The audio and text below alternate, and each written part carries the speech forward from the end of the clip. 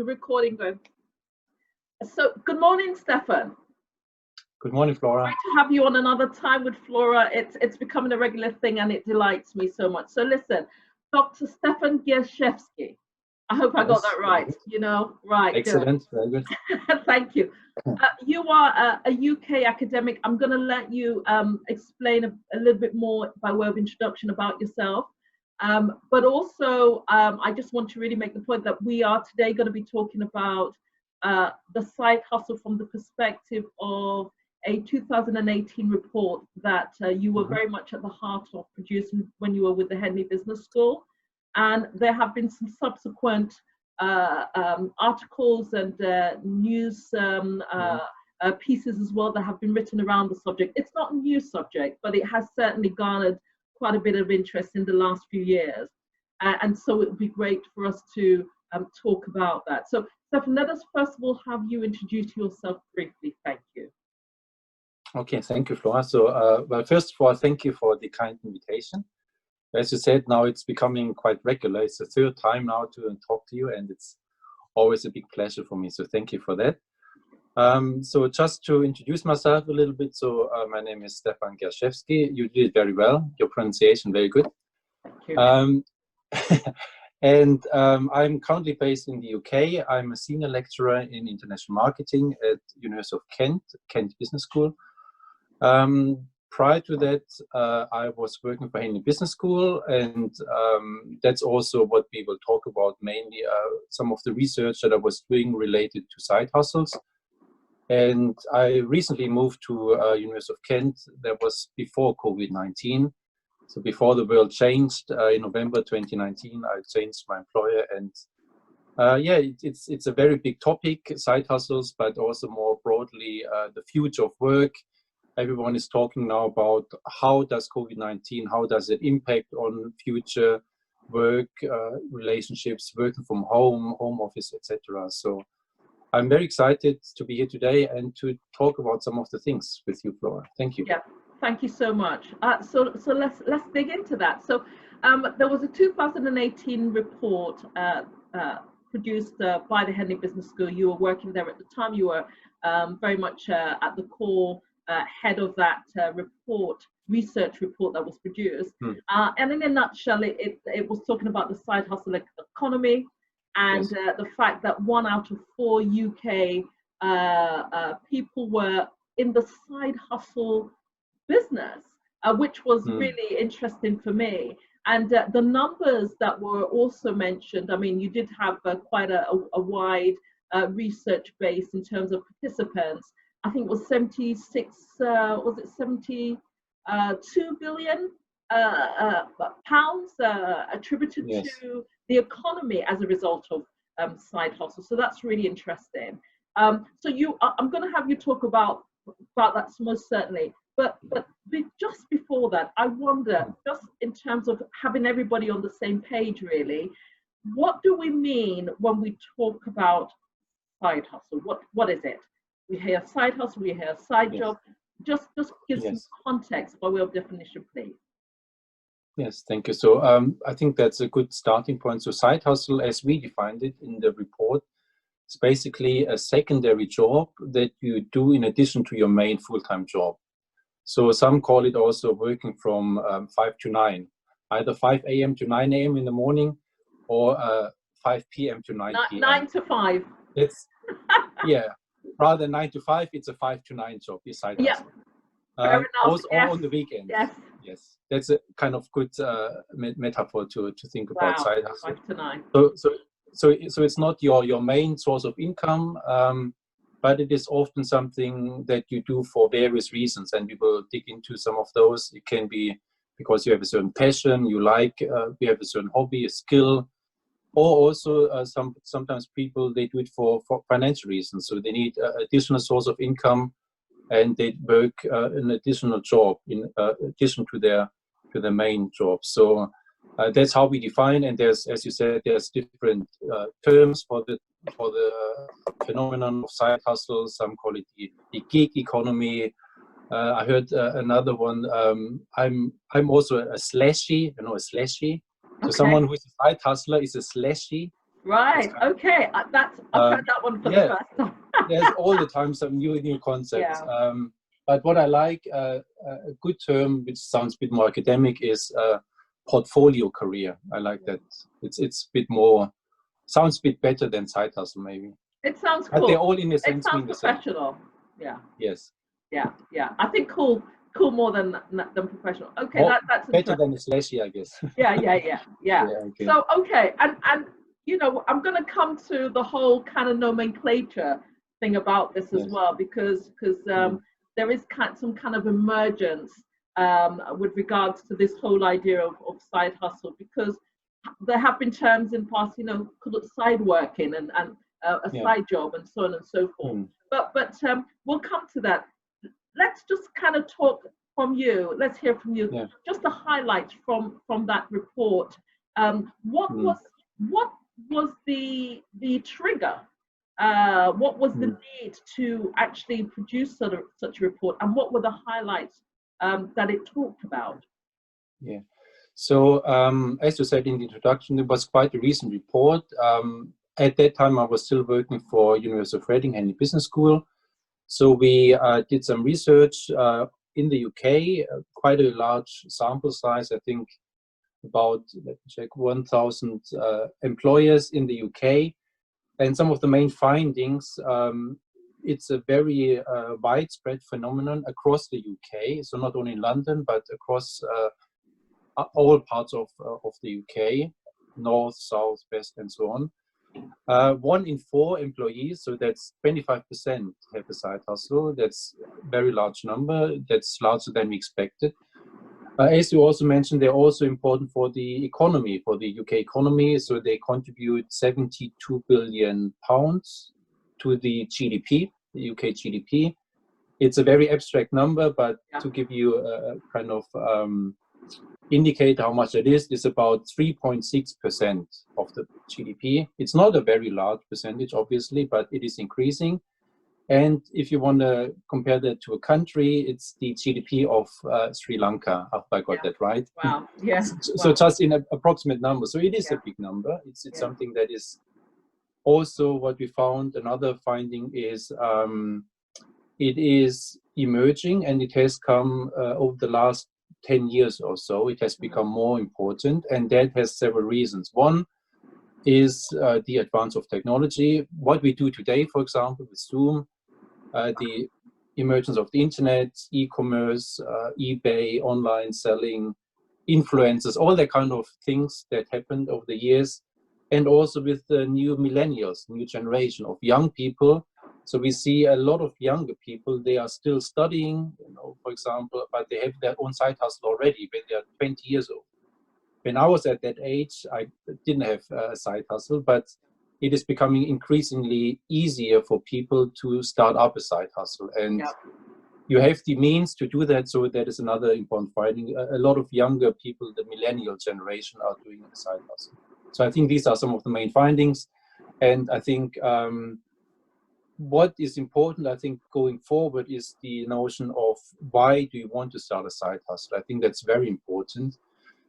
Those who started their side hustle because they had a passion, usually they were the ones who were also more happy. Whereas those who did it for financial need or financial reasons, they were obviously, they had a different motivation, and as a result, they did not really their dream job, doing a delivery driver or being an Uber driver. That's not their passion, I think, probably not. But they do it for financial reasons. And obviously that gives them more stress. And I think we will talk about the notion of burnout that everyone is talking about as well. Anxiety, depression, overwork from the employee's perspective as well, right? If you have 2 jobs, not only 1 job, then how does it relate to your own productivity and your happiness and your kind of well-being? So that's the overall picture. But that is something that is not in our report from 2018, but that's something that I will mention a little bit later. And there's some interesting studies, and even governments in New Zealand, for example, they are considering that. Yeah, I mean, thank you for that.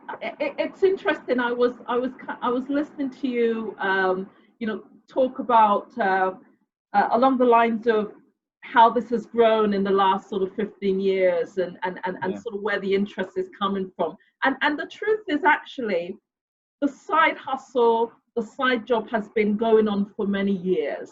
The key point that you make is, what is it that motivates people? I think one thing that I'm mindful of with your report, with the report, and this was also noted in a similar report that the Henley Business School in South Africa subsequently did on the back of yours, is that the target audience of the report had a kind of restricted dynamic, if you will. And so it didn't really cut across the true sort of global dynamic of the environment of the country in which it was looking at. So that's something. Yes. Now, I'm in my 50s now, and the idea of a side hustle, and if you will permit, the side job, was something that tended to, when I was much younger, be associated with mainly a financial need motivation. Yes. And there was certainly an association with working hard, something that was sapping in terms of very much energy driven, very physical. You didn't necessarily associate a lot of pleasure to it. It was more of a financial need. So it's always been around, but certainly what I see and what this report has revealed is that it has actually evolved.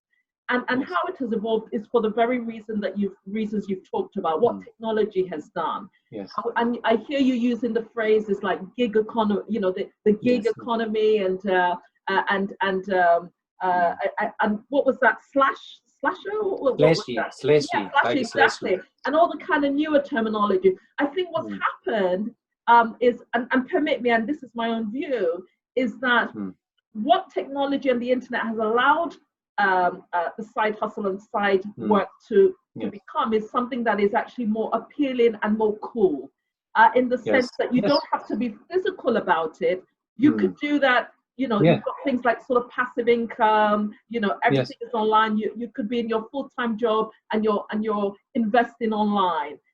You're creating websites. And so it has allowed, and thankfully so, the opportunity for more people to enter into the side economy space. And of course, this is what happens. What happens is that technology then makes these things more cool. You work smarter, you're not physical with everything. I remember, in my 30s, side hustling, side working, doing 3 jobs. I had my main job, I had my, part-time job in the cleaning job in the morning in the universities. I was studying as well. And on Saturdays, I was working in the supermarket, very physical. There was no and that's pleasure. tiring. Yeah, there was no pleasure to this. It was really just for the income gain of it. And I remember saying to myself, when I move on in the years, when I'm older and I've moved on in my career, I would never do this extra work. But actually, that's not true, because I've now moved into side hustling, pursuing my interest, pursuing my passion. So and so that's what technology has allowed. So it almost reminds me of the Ubers of this world.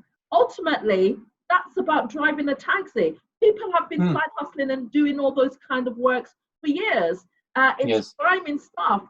It's a lot of hours beyond your normal sort of 30 hours a week, but you do it because you need the money. But what have we got today? Technology has come in, and it's allowed people to do these things in a way that is now funky, like trendy, and there are so many industries that it's cut into. So I mean, it's great that we're talking about this, the side hustle, from the perspective that it really just shows the financial and the economic impact. And you are right when you said that it's sort of 3.6% of the UK GDP. It wasn't so much the number; it is the potential of what it can do. And this is a report that was done in 2018. Goodness knows where things are today, and also because of where we find ourselves in terms of the coronavirus situation, and what that has done to the world and the future of work. Because we're already talking about the future of work in terms of technology and IA and all those kind of AI, yes, AI and all those kind of things. Yeah. So it's very, very interesting to me. So I love it. It's great to be talking about it, but context is really important. Yes, it's really important as well. Yeah. Sorry, you were gonna. Also, I fully agree with what you said, Flora. I think also just to add, I'm also a side hustler myself. Right? I wasn't a side hustler 2 years ago. So as I said, I was a lecturer, but I started my own little business, a family business with my wife, a candle business. And we could only do that because I have a really strong passion for that. I teach entrepreneurship, and it really helps also in my main job. So it's kind of, there's some synergies as well. And in case studies, I use my own startup business, and I even give prizes to the best students. I give them a little candle, and they love it. And I think they can really relate to those very kind of tangible examples, rather than everyone's talking about IKEA or McDonald's. Everyone knows about those stories, or Virgin with Richard Branson, whatever. But if they see that the instructor or lecturer has that experience and, talks those anecdotes, that's much more, I feel, also what I get from feedback from the students, that's much more, experiential, much more relatable. And you were mentioning, the notion of gig economy has also sometimes the kind of bad connotation, like the Uber driver or the Deliveroo driver. But I think the side hustle is a little bit different, and that's why I do not like the term gig economy for the side hustle. I think that's a little bit different, because I was just for those side hustlers, it's just another one of those terms. And, that kind of but when I heard about the term side hustle, I wasn't aware of the term, but I was aware of gig leadership or gig economy, and I was thinking about those delivery drivers, and that was not a very good positive connotation. But nowadays, as you said, even people now, they talk about gig leadership. I think that's the next thing. I was just listening to a webinar yesterday. You know Bernd Vogel, right? Yeah. From Headway Business School. He was talking with other panelists webinar, and they were talking about also how COVID-19 is impacting on leadership. And he was coining the term gig leadership. I think that's a new report that they have just done. I wasn't involved in that, I was just listening, but I found that fascinating. And I think it's kind of related to going away from the kind of 9-to-5 job, but being just more flexible also as a leader. And you need to have that empathy. You have to give flexibility, autonomy to your employees. I mean, right now, everybody in the whole world is working from home. But what does it mean for the employers? At the same time, they have to give the trust, they have to give the independence and the freedom to you to do your job properly. Right? And that's not easy. And some people, they obviously misuse it. They may not work from home, but others, they would love the convenience. Like me, for example. I've got family at home. I've got wife at home. I spend so much quality time with my children. I haven't done over the last 3 months that I haven't done in 2 years probably together. Right? Because all the commuting time is not there. I can work. I have my golden 3 hours in the morning. I work when the children are sleeping, and then I can spend time with them. And I think a lot of people, they kind of realize it's also a kind of shift in their thinking about work and the whole concept of work-life balance. I think it's really important. And I was mentioning mental health. I mean, that's really important as well, because one of the drawbacks of that online and Zoom is you don't have the social contact. And that's what people miss, especially if they're single, if they're elderly, and they can't meet their family, they can't meet their co-workers. My brother, for example, he says he really loves to meet his colleagues at work, but he's only Zooming or Skyping, and that's so different to him. And he doesn't have kids, he's not married yet, so it's different for him. For me, I don't need to meet my co-workers outside of work. Obviously, I also miss that social interaction at work, but because the nature of my work for education, and you were mentioning it impacting a lot of industries, I think education is moving very strongly towards the online delivery, and that is possible because of technology. And with Cambridge University, for example, they have now decided until next year they will deliver all lectures online, and that's very impressive. I think I actually listened to the interview about that, and all that is really important. I think the thing always for me is also kind of recognize the unintended consequences of, Yes. of all of these things.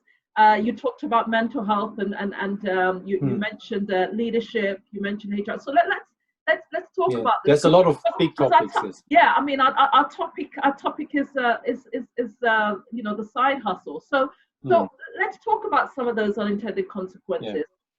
For the employer, for HR. I remember again, in those younger years when I was doing my side job, I used to be very concerned about my employer knowing that that I had a side job. In a more modern world today, I mean, certainly one of the concerns, if at all, because in the report, I did note that it said that in the main, most employers, and obviously this is for the UK, most employers had an inkling, but really didn't have a very clear picture. So they weren't proactively asking or finding out or understanding the percentages of their or numbers of their staff, a proportion of the staff that were actually side hustling. However, in the case of the report for South Africa, they seem to be more intentional about that. But on the other side was the employees that were willing to actually say that they had been side hustling or had a side job. And it tended to be the longer that you had been side hustling, the more confident you were in saying that, well, yes, I do this. But the earlier you were into your kind of side hustle journey, then the more nervous you were because you weren't sure of how well your business would be going and so on and so things. So HR and employers, the unintended consequences of the side hustle. Just some of your kind of brief thoughts on that. I think that's a very good topic, and I think, as you mentioned, it has important implications for the main employer, obviously, right? And what we found in the report was that the majority of employers, they do not have a formal policy, right? So it's a bit of a gray area for a lot of employers, and that may be because they are not aware that their employees are not working, or it's also maybe because of insurance reasons, probably, right? If something happens while they are doing their second job, who is liable for that? There's also the kind of legal aspects or insurance aspects, but I think also a mindset thing. I think a lot of employers, they may have probably a bit of a more narrow mindset, at least in the UK, that some companies even have a policy that they do not allow any side job or additional job. And that is to do, on the one hand, they want to protect their employees. So they have the 9-to-5 job, and outside of that, they should take a rest and they should recharge their batteries. But at the same time, I think there's also the lack of knowledge about what people do in their free time. And obviously, employees are probably, they do not want to talk what they do on the weekends or in the mornings. It's a bit of a privacy thing, obviously. There could be also cultural differences, probably. Whereas in South Africa, people seem to be more collectivistic and they share their family life, what they do at the weekends. Whereas in the UK, very rarely I talk with my colleagues what I do outside of my work. And, about my side business, when I was starting it, I didn't really advertise it very much. So at work officially, but then, you have those informal conversations and people seem to be very interested, at least from the colleague side. But I think the employer has probably a different perspective. But I think what is happening now because of COVID-19 is that employers are realizing, okay, we cannot control everybody, and that is actually counterproductive. We cannot monitor the working hours now because we don't see them physically. So there's two options basically. Either you micromanage, or you give the freedom and the autonomy to your employees to do their job when they want to. And it depends on the industry, obviously. I mean, if you work in a bank, you have to be there from 9 to 5, or if you work for government. So but in my example, for education, I can pre-record my lectures at 6 a.m. in the morning from 6 to 8, and then put it online for the students to see the following day or anytime they want. Or I can, do my lecture preparation from 4 a.m. to 5 a.m. Right? As long as I do my job and I respond to emails, and as long as I'm accessible in reasonable terms, I think that's why I also love my job, because I have a lot of flexibility and autonomy. Other jobs, as I mentioned, other industries, they have to be there from 9 to 5, right? If they are working in a bank, if they work for customer service, they have to be accessible. But I think what we see is now, because of the social distancing and the pandemic, that technology is becoming more and more important. And yesterday I was just listening to, I think it was BBC, and they were saying that in the future, as a result of that, will be much more demand for IT skills in the future. And you were talking about AI, and there's so much going on. AI, Industry 4.0, for manufacturing, but also online delivery of services like teaching, but also coaching, counseling, consulting. Everything could be potentially done online. Webinars, the technology is all there. Yeah. And not only, now we're talking one-to-one, but you can have 100 students listening to your lecture at the same time, asking questions, virtually raising their hands. Almost, you can almost simulate that experience that you would have in a physical classroom. So I think there will be interesting changes, and probably those companies and organizations who jump on that trend and are not afraid to do changes in the organizational culture and corporate culture, they will benefit. Whereas those organizations who are more cautious or more conservative and like to stick to the status quo, they will struggle. Probably, that's my guess. Also for universities. Yeah, no, indeed, and that's all quite interesting. And I think the question that comes to my mind, and then we must move on to towards the end of our session, is on why you stated those options. It is also worth saying that a possible ideal is actually for people to have options, for it not just to be one way or the other way. Yes. Because the truth is, for example, you use the example of your brother. The truth is that working from home is not going to be for everybody. So no. So why would we need to force people to either always be in the office or always be at home? It could be a hybrid of both. And that sort of thing. I mean, the other option kind of that's floating out there, and I know that Henley has written a paper, and you've made some comments about it publicly as well, is even moving to reduced number of days in the working week as well. I mean, that's another space in terms of modeling the future of work that we're exploring. Of course, there are some unintended consequences that need to be explored with that, and I even wrap in the idea of what Cambridge University are saying that they need to do. I mean, the implications of the student fees. There is an implication there. Are we going to be expecting the students to pay exactly the same money that they would have paid by way of fees that they would have paid if they had been going physically to that? And for some of those students, especially the international ones, of course, it is a bigger experience beyond just receiving the lecture. It's the engagement and the interaction with others. So there are all these kind of things. So even the reduced number of days, I mean, that's quite fascinating. I wondered what your thoughts are briefly on that as we come to a close. Yeah, I think that's a really interesting question. And as I mentioned also previously, even our governments are picking up on that. And the New Zealand Prime Minister Jacinda Ardern, she was suggesting the so-called 4-day week. So having one day off during the week, in order to increase productivity and give employees the time for their normal chores that they normally are unable to do, like going to the bank or other things that we have to do during the day. And that's a very interesting concept, because often the perception is I have to work more hours and be more productive, right?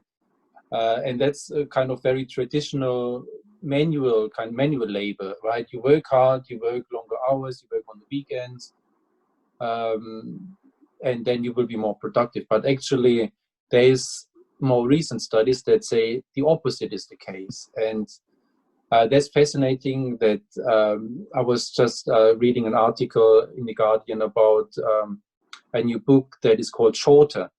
And that they argue you have to rest. You have to give your body a rest. You have to have enough sleep. It doesn't make sense to work 10 hours a day or 12 hours a day and overwork and feeling tired all the time, because your body will tell you if it's enough, and then it's too late. And then you will have burnout syndrome and anxiety, depression. But so what they found also in the study was that companies have experimented with the working hours and have so-called not 4 days per week, but 5-hour days. So that means they start in the morning at 8 a.m. until 1 p.m. So I think it was a call center or a customer service organization, and they did it with the employees. But the result was the sales increased by 30%. The productivity of all employees rose by 50% or something. Really big numbers. And that is because they work 5 hours, but very focused. Obviously, they have incentive to work hard, but then they have from 1 p.m., they can go home early, they can spend time with their kids, they can pick them up from school, spend time with their family, spouse. So that makes them happier. And you know what I always see with people who work too much, workaholics, then they complain, oh, I can't see my children, or when I come home, the children are sleeping already, and then, oh, I miss the childhood of my children, right? And that is very sad to see, because it's not necessary, right? And I'm in the lucky situation now, and many other people who work from home, that you can use that time if you use it wisely. Obviously, it's not easy with having kids at home and working at the same time, but I think if you have good time management, and if you don't work from 9 to 5, but you work just 5 hours a day, that's enough. And you should also, what some people do, especially in that anxious time, they worry too much, and they get, oh God, what will happen? What will happen tomorrow? What will happen next year? You cannot change that, right? You cannot change COVID-19. We cannot say tomorrow it will finish. That's outside of our control. And so what I try to do, and that's also part of Stoicism, right? I talked about that in a previous podcast. We have to let go of those external things that you cannot control, and you focus on what you can control. And what I can control is my work hours. I can control when I work. I'm in the comfortable position, right? As I said, I can work in the morning. I'm very productive. I do my things, and then I spend time with my kids. And that work-life balance is so important for my productivity, for my happiness, for my health, everything. Yeah. And then also what happens when you're happy, the essential outcome, ultimate outcome is your productivity, your success. You will be successful. And it's not, but often the misperception is, I have to be successful and then I will be happy. It's the other way around. You have to be happy, then you will be successful. Yeah. And no, thank you for all of that. And as you were speaking, there were two recurring words that kept flashing in my mind: productivity and well-being. And you know, the whole notion of, you know, you've got to work from 9 to 5, or you've got to, you know, oh, I've got to do these 10 hours or whatever the case may be. Doing what? What is it that you are doing? So that whole productivity question, which actually doesn't get well addressed, the notion that you just have to keep working and doing something, it must be, the focus must be on the quality of what you're doing, and you know, setting clarity in terms of expectations as well. I think things like that are just unbalanced with the well-being point as well, which then speaks to mitigating burnout, people feeling whole about work and life. Then you're probably going to be on a surer track to having high performance, having great productivity, and happy people. Now, we know it's not as simple as that, but sometimes we need to kind of bring these things down to just very simplistic words. Okay, thank you. So listen, last question, last thoughts before we close then. Can't leave this without talking about the current climate, which is COVID-19, the coronavirus pandemic that we are going through at the moment, and the context of our topic today, which is the whole side hustle, and even if I add in the side job, but yeah, essentially it's side hustle. How is that going to play out? We know that we haven't done the research. We know that even with coronavirus, we are working in an unknown territory. But given what we know and the human condition and the human mindset and behavior from what we've learned so far, what are the comments that you would make about how the side hustle economy is likely to be impacted, influenced by the current world change that we are going through in relation to coronavirus? Yeah.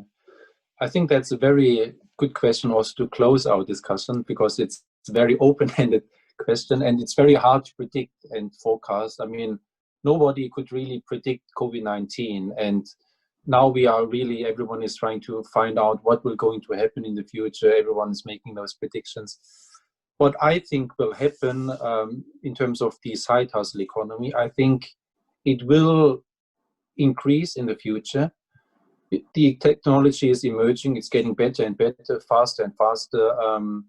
Everybody is now also aware and can use Zoom, right? So before that, nobody, well, not nobody, but the thing that you work from home and that you can use technology, I think there has been a huge mindset shift for many people, also from the employers who said that's not possible, but also I think from the consumer side, from student side, maybe some students, it's more comfortable for them too, so they can watch and rewatch a lecture, they can pause, they can watch in their own time. So there's a benefit for everybody involved. I think technology is increasing, but also what I feel the younger generation and the students from their perspective, because that is the future, these are the future side hustlers. I think they take very care of their work-life balance.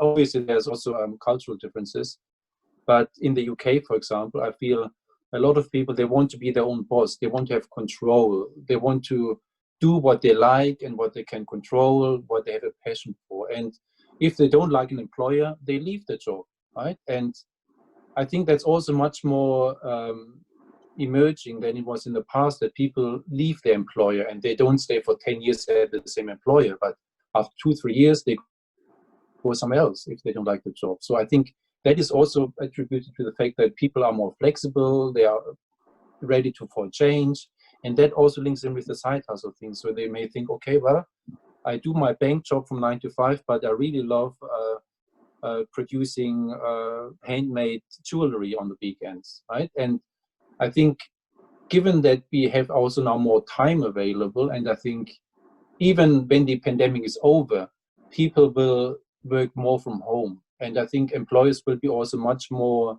tolerant for people who want to work from home, as long as you do your job properly, right? Yeah. And in certain industries, like for education or teaching or university teaching, I think you have the kind of, what's the term at the moment, is so-called blended learning. They use it, blended. So you have a kind of hybrid between face-to-face interaction, which is obviously very different. And you mentioned, of course, Cambridge, right? It has that kind of image, and if you're on campus, you see all those beautiful buildings and the atmosphere on campus. You cannot replicate that with Zoom or online teaching. So I think it will be a sort of combination of blended approaches, blended business models, but that will also mean employers will rethink their relationship, how they manage people, and leadership-wise. Also, I think it depends a lot what the customers want from the demand side, not only the supply side, but the demand side. Yeah, and very important. I think for me personally, I mean, online grocery shopping now, I mean, everybody is doing that more recently, right? Because of COVID-19. I mean, in the past, you always bought your books online probably, but I also use now online grocery shopping. So that's And that you can do because of technology as well. So all those delivery drivers, obviously, I mean, that's another big industry that will probably emerge, the kind of customer service. It will be customer driven, Absolutely. and it is always the case, of course, as a business. Absolutely. But it will increase in the future, and I think that gives rise for many innovative new ideas that we don't know at the moment. But you know, if the customer wants something and you have a good idea, then you can meet that demand. Indeed. So that is, I mean, I think, what will happen.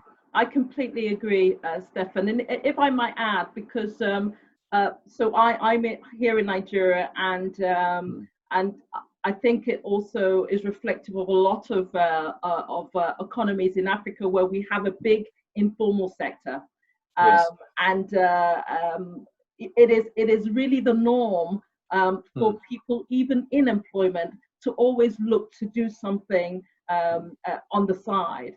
And also the fact that because the welfare state structure is quite poor, what happens as well is that as you get into, should I say, your 40s, you're already kind of thinking ahead, you know, in terms of what else should I be doing, even much younger than that.